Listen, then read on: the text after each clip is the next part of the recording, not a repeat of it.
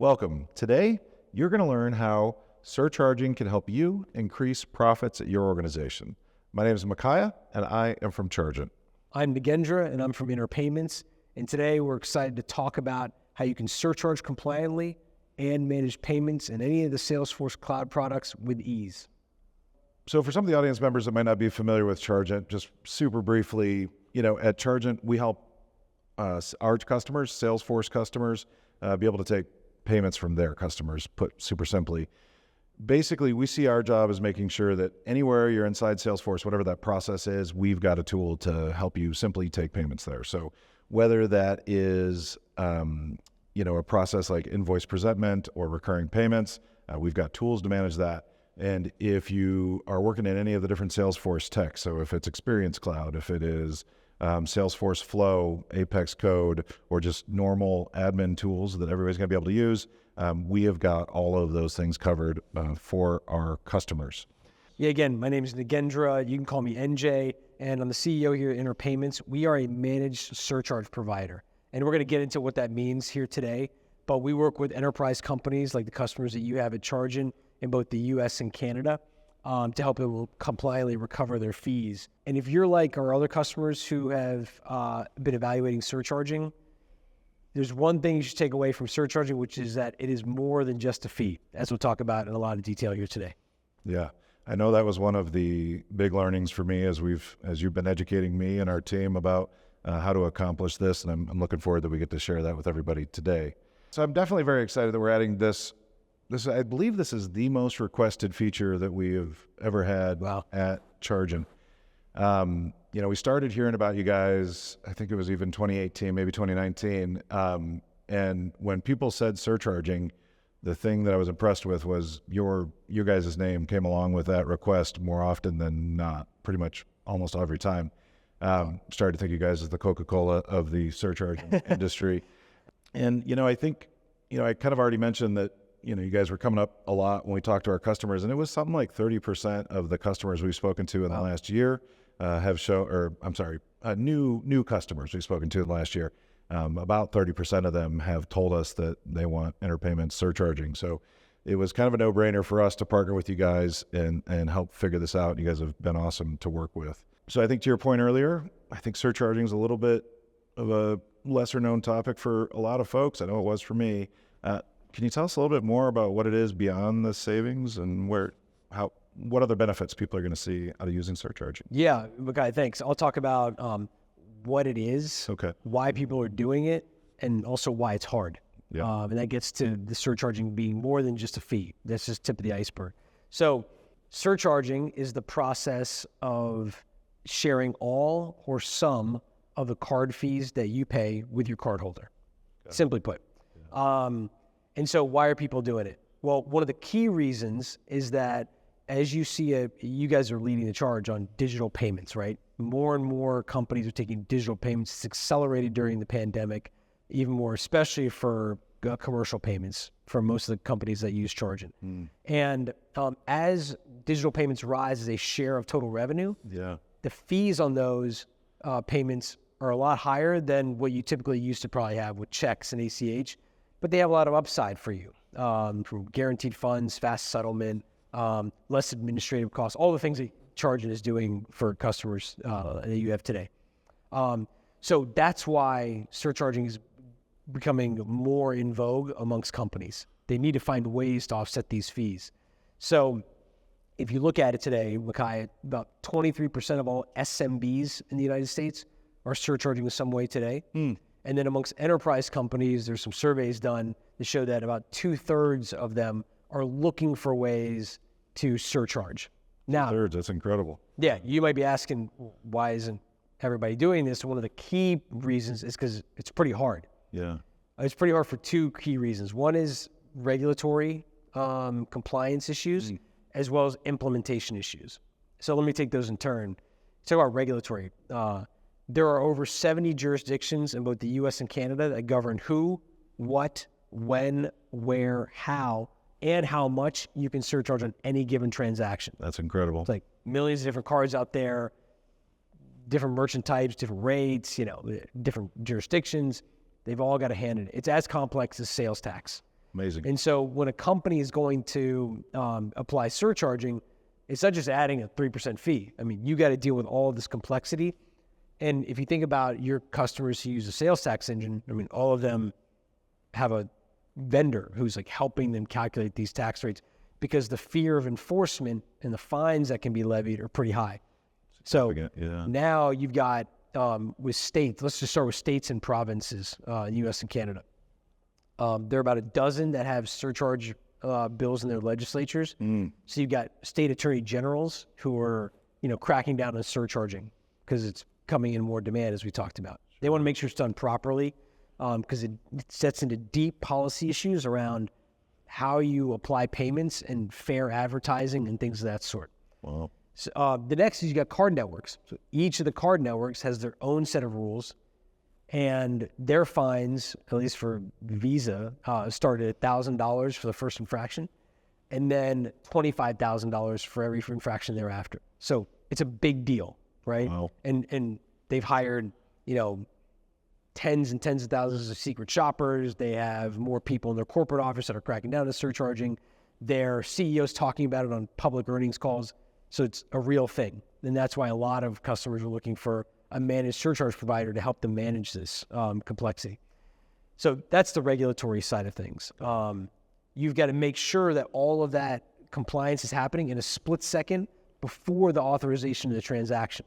And you got to deal with all the conflicting regulations that come about. So absolutely, that's where the technology layer of our surcharge provider service happens. Now, the next piece is in the implementation. So it's going to impact your entire company. So your sales team is going to have to talk about, pricing and accepting payments differently. Your collections team is going to have to do various things a little bit differently. Your accounting team has to account for the surcharge appropriately because it's a brand new line item that's never been seen before in your general ledger. Your IT team has got to pull the pieces together from the payment presentment, as you talked about, all the way through into the general ledger. And then legal teams are going to say, great, we can recover fees, but it carries a lot of risk. And so one of the really important things and one of the exciting things of working with Chargent is that you've automated all of this, right? We work together to make this totally automated. So the implementation and the compliance is like out of the box. Yeah. And so that's why we're really excited about getting this into the hands of Chargent customers. Likewise, I'm also extremely excited about all of that. I think as you were talking through that and you mentioned not just about saving the 3% fee, that reminded me that, our competitors in this space have been doing exactly that, right? They've been rolling out something they're calling surcharging, but, frankly, I haven't seen any evidence that they're thinking about all these other aspects that frankly seem a little bit more important to me than just recovering that 3%, right? The amount of risk of Visa levying a $1,000 first time or $5,000 recurring fine is significant, especially some of these verticals that really do like the surcharging. It'd be super challenging for them to deal with that. I mean, no, I think that it's one of the reasons that we only work with people who care about compliance, of course, and we're only working with you all in the Salesforce space for that reason. The only people we found who cared about compliance. Oh, well, I appreciate that. So, NJ, one of the things I've been super impressed with working with your organization was that you guys indemnify our mutual customers. And I was really impressed with that, right? I've been doing software sales for a minute, and when I cannot count the number of contracts where I've had to talk about indemnification, and frankly, it feels like most people don't fully understand it. Everybody wants mutual indemnification, which is not a topic we're going to get into today. But it's such a critical part that everybody always arm wrestles over, and you guys just stepped up and you indemnify all your customers as it relates to your compliance. I think it's an incredible thing you guys are doing, and I'm not aware of too many other organizations outside of insurance companies that do that. So kudos to you guys. It feels like a pretty important part to what you're doing. Yeah, I appreciate that, Micaiah. Yeah, as we look at our company as a managed surcharge provider, it's three things. It's that technology layer that automates the compliance. It's the implementation, advisory component. And what started to happen was merchants were saying, well, I'm really scared of these fines. And we said, you know what? We put our money where our mouth is. We feel very comfortable that we're going to implement the proper surcharging program into your company and we put our money where our mouth is behind that. And it's a, as people are evaluating surcharging, they should always be asking for that indemnification layer, because the risk is really high. Absolutely. Yeah, that's brilliant, man. Yeah, and you were talking about implementation, and when I as a product guy, when I think about the technical implementation on that, and you and I got talking about what it was going to take to kind of make this work seamlessly, surcharging working seamlessly inside of Salesforce, it became really obvious to me that there was two different pieces that anybody would need to add to their architecture to get this done. So when I tend to think about payment systems, they're more or less a one-track situation, right? You grab a payment method, you get it tokenized, you send a charge, and whatever other transactions you may need to do. But when we start to talk about surcharging, there's another layer there, right? You've got to figure that out before you present the final cost at checkout. So you've got this pre-transaction process and architecture that needs to be built into the system. And by the way, customers still expect it to happen instantaneously in their mind, right? We can't add more time to the transaction. But then there's also the post-transaction process where there's additional data that needs to be transacted, sent back and forth so we can make sure it all works. One of the things I was really impressed with your team was that the InterPayments technical team made that super simple. You guys had plenty of documentation for us, and all the different calls we've had to figure that out have been an awesome way for us to figure out how to support our mutual customers. So really appreciate you guys' support on that. And also, I think if folks aren't thinking through those pieces well, I think it could be a challenge to implement surcharging at all. Yeah. You guys make it simple. No, that's right. I mean, listen, actually, it was you guys who made it simple. We are trying to make it turnkey out of the box, right? So for all those things I talked about are really hard. Chargent has made that out of the box. I mean, it's really uncanny. It's a super unique feature if you care about surcharging and you care about compliance. You've done it all from soup to nuts, all the way to the accounting piece and the reporting and reconciliation component. It's been really easy to work with you all, and that it's just available to anybody using any of the Salesforce cloud products is just amazing. Well, thanks. Yeah, it's been actually a great project working with you guys getting to this point. One of the things we hear from our customers often is that they appreciate that we're helping them streamline their payment operations. And I was certainly concerned when we first started talking about this and started hearing some of the different parts that need to be changed, like exactly how we were going to do that. And in the end, I was really impressed with how streamlined we were able to make it for organizations and kind of make it plug and play for them, make it really straightforward.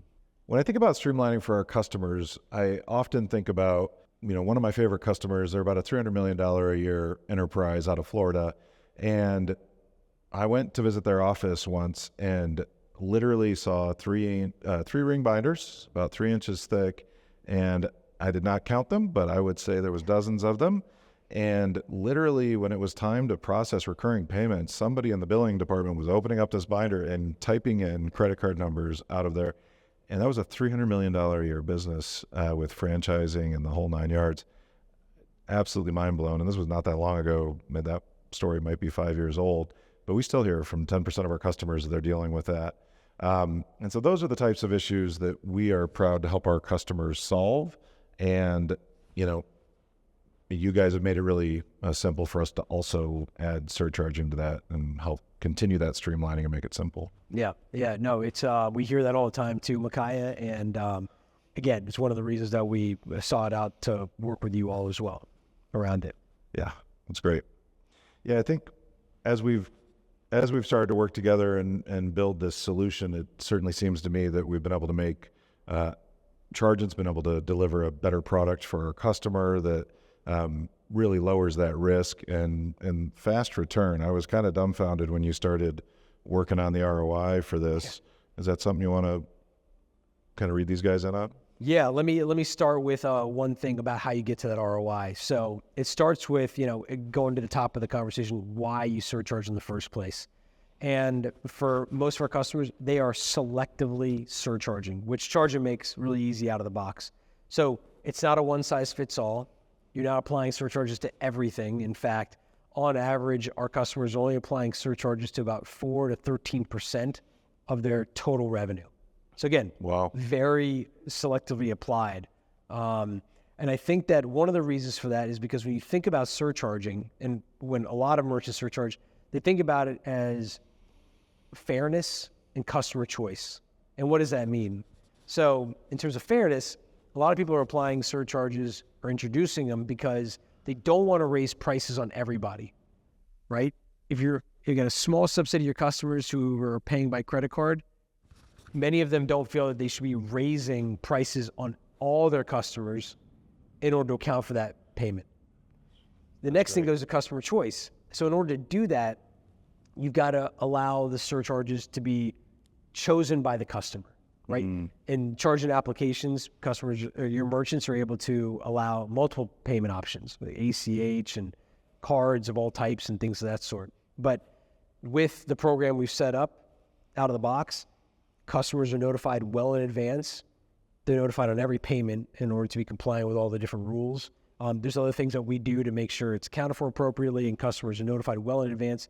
So when the customer actually, and then it's selectively applied, right? Waiving surcharges on certain types of payment channels or customers and things like that.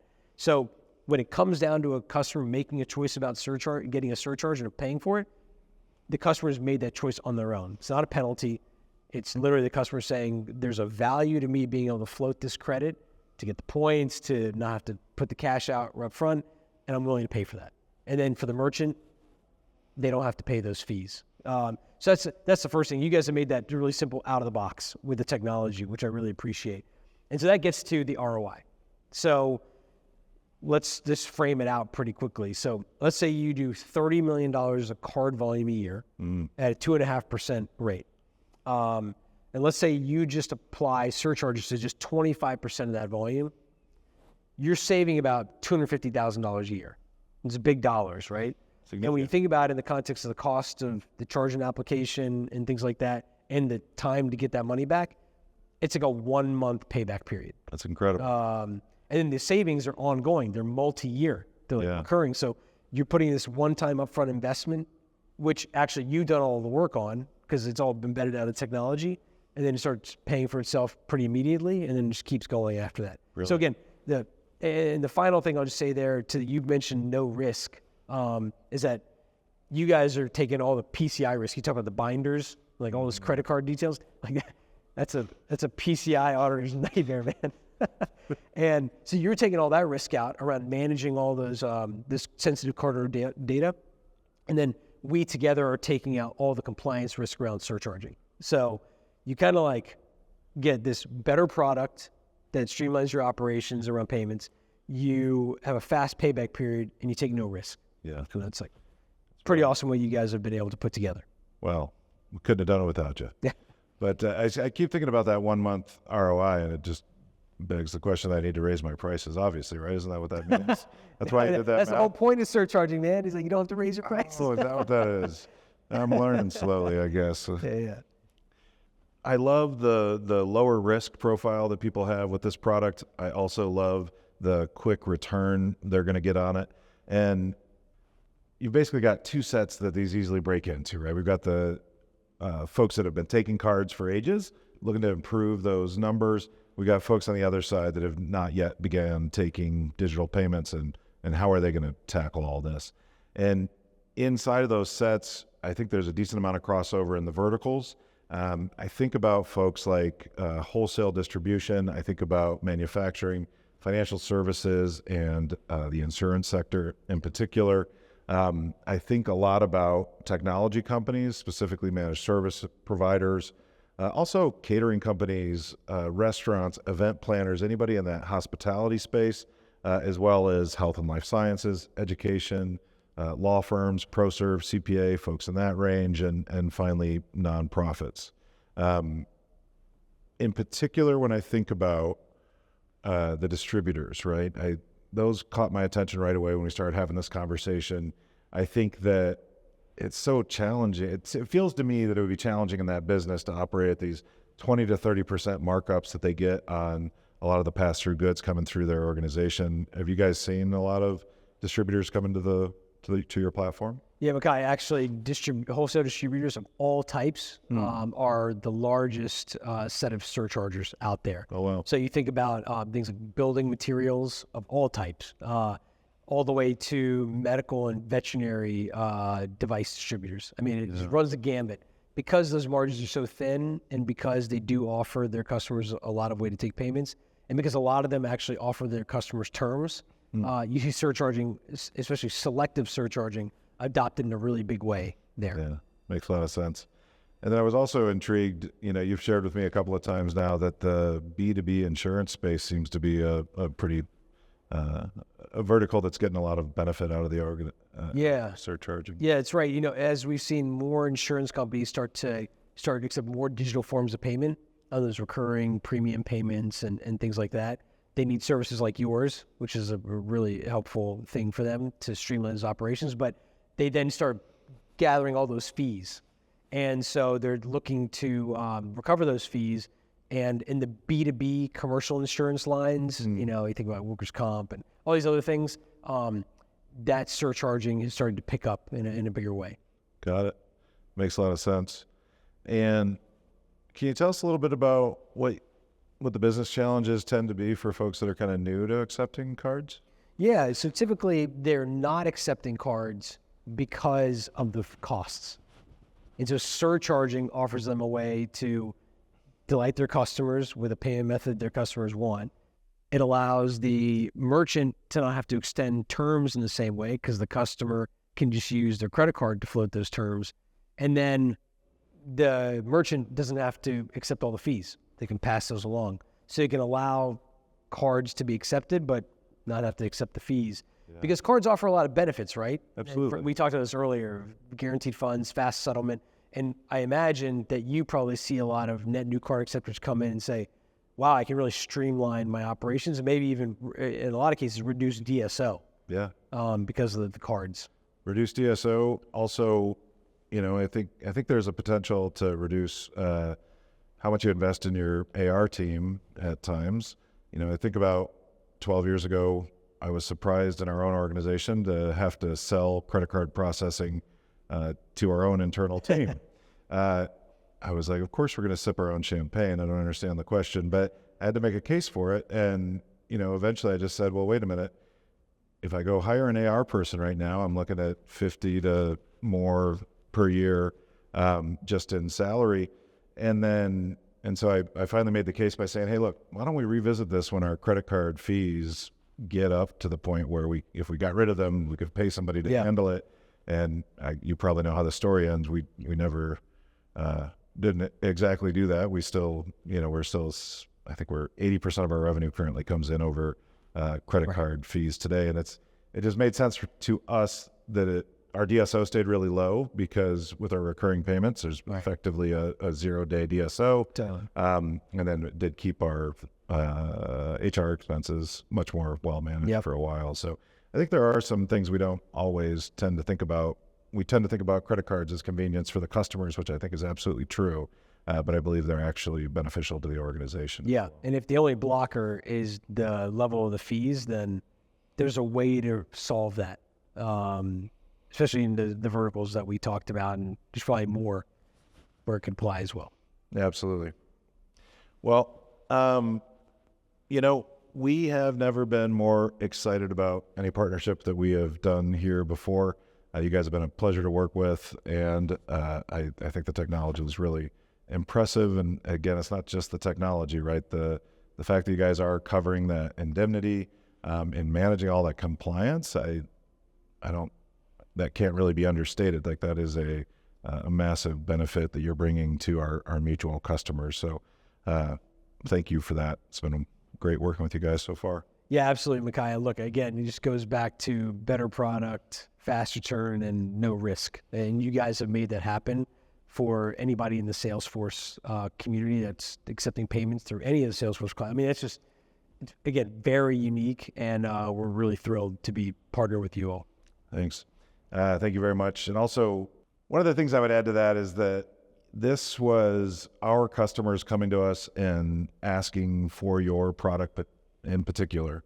And, it was 100% customer driven from our side. And so I do also say thank you to our customers for bringing us together. Yeah, absolutely. Thank you. And Jay, I've really enjoyed the process working through this with you and with your team. You guys have been amazing. And I'm so happy we're able to bring this benefit to our mutual customers.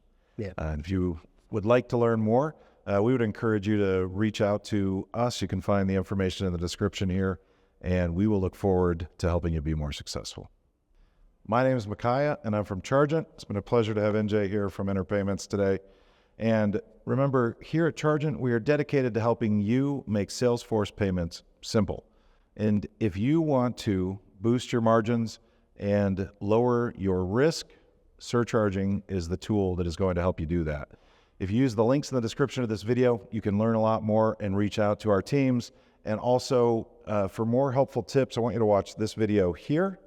And remember, at Chargent, we are always here to help.